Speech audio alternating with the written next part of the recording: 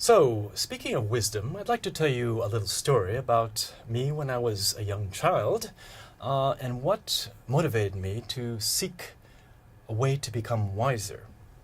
Now, actually, I was about 9 or 10 years old and in the United States at that time, and it was about Halloween season.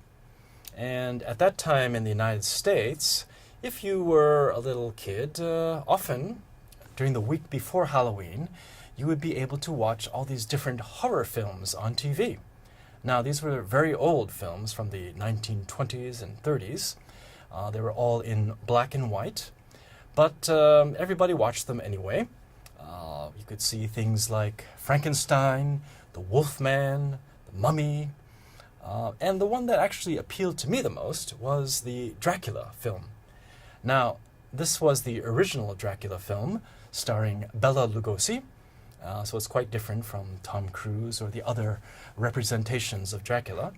But the scene that I remember the most was where Dracula is in this very elegant-looking salon, talking with a bunch of people, and charming them with his very Hungarian accent and his tales of his castle in Transylvania. Now, inside the room, there were a number of people, but one person, by the name of Dr. Van Helsing, was actually an expert on vampires, and he was looking for the vampire that was causing a lot of deaths in London at that time. Now, he happened to notice that although everyone else was appearing in a mirror that was at the side, Count Dracula, for some reason, had no reflection. So he immediately recognized that this is a vampire, because vampires have no reflections in mirrors.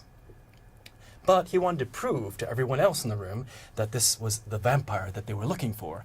So what he did was he found this little jewelry box on a table in the room, and he opened it up and saw that there was a small mirror inside the lid there. Closed it, and he took it over right next to where Dracula was standing and said, "Count Dracula, I'd like you to see something. Would you please take a look?" And he opened it up like this, and Count Dracula looked right into the mirror. And there was a moment of absolute terror on Count Dracula's face. And all of a sudden, he started hissing like a beast and took his arm and smashed the jewelry box out of Van Helsing's hand. It smashed to smithereens on the floor. And of course, he realized that he had been deceived by Van Helsing. And as he rose up, he tried to regain his composure. And he said, "I don't like mirrors."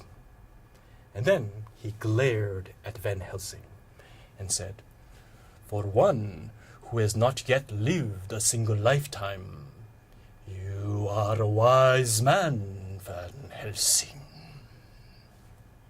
And then he took his cape and put it over his face, and all of a sudden he transformed into a bat, and he flew out the window of the living room into the night. Now, when I saw that, I thought, wow, that's pretty cool, you know?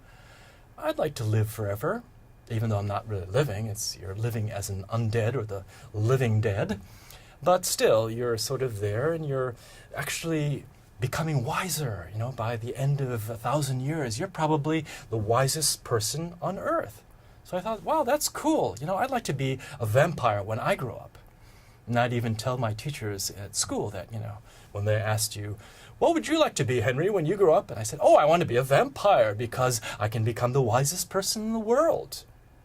But over time, I sort of modified my opinion and realized that it's not very convenient to always have to look around for blood, fresh supplies of blood, and it's probably not so comfortable to have to sleep in a coffin every day.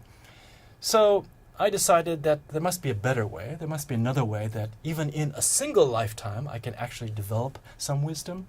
And that's one of the motivations for me to try to develop some methods, some ways to develop wisdom. And I hope this will also serve to help you, this technique called transdisciplinary analogy or crossover thinking. I hope this will also help you become wiser and wiser every day.